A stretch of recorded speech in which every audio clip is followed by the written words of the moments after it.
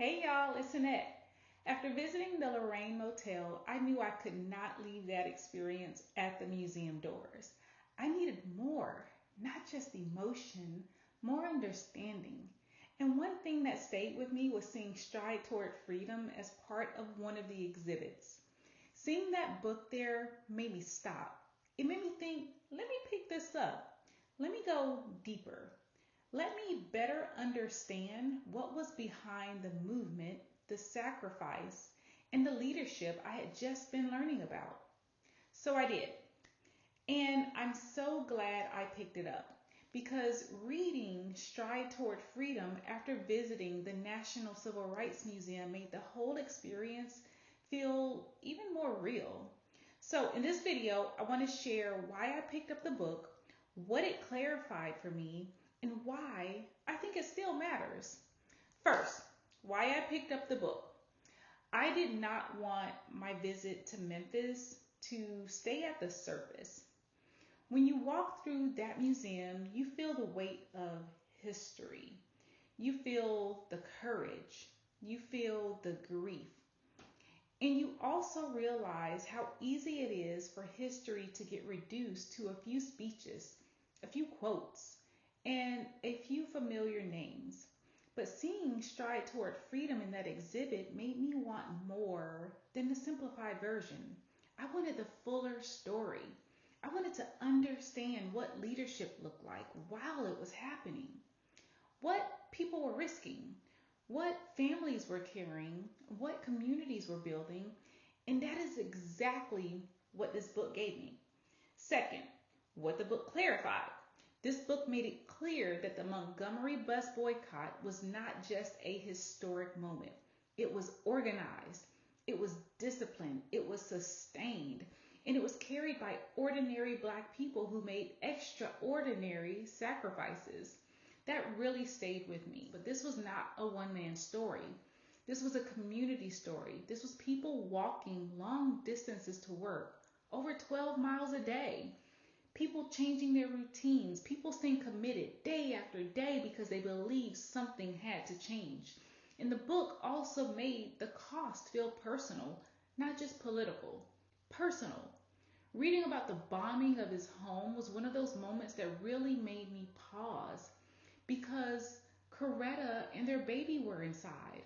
And while he was out speaking, his home was attacked. That is not abstract history, that is real danger. What also stayed with me was the family's pressure around all of it. The worry, the fear, the very real question of safety. As I read, I kept thinking about what it meant for Coretta's father to be concerned for her and the child. What it meant for Dr. King's own parents to be worried about him and to question whether he should continue. And what it meant for Coretta to remain committed in the middle of all of that pressure.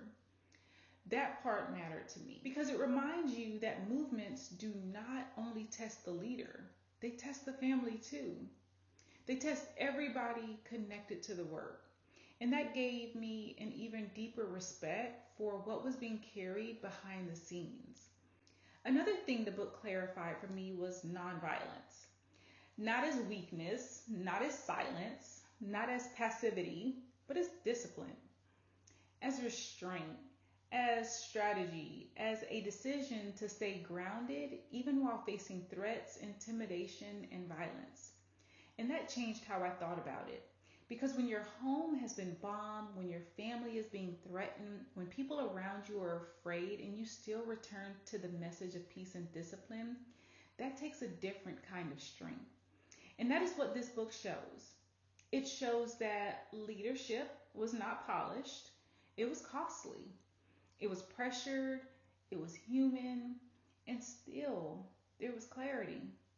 Still there was conviction. Still there was purpose. Third, why this still matters. This book still matters because it shows what real change takes. Not just passion, not just outrage, not just one moment. It takes discipline, shared sacrifice, coordination, endurance, and people who are willing to keep going even when the pressure gets personal.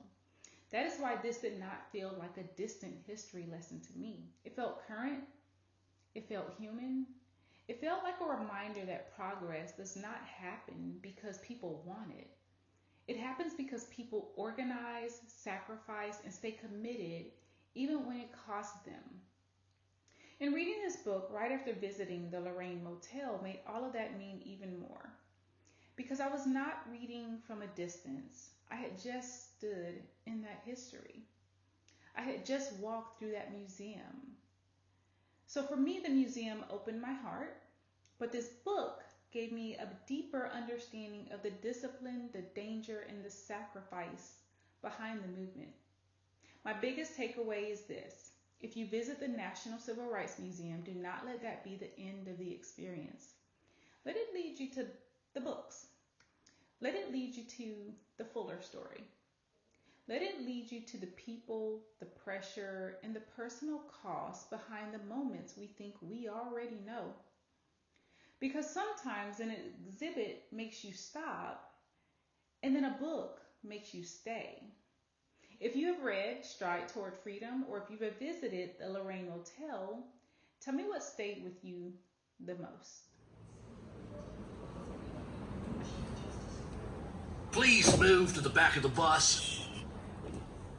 I need that seat now. Please move back. If you can sit there in other buses, suppose you get off and into one of them. If you don't move out of that seat, I'll have you arrested.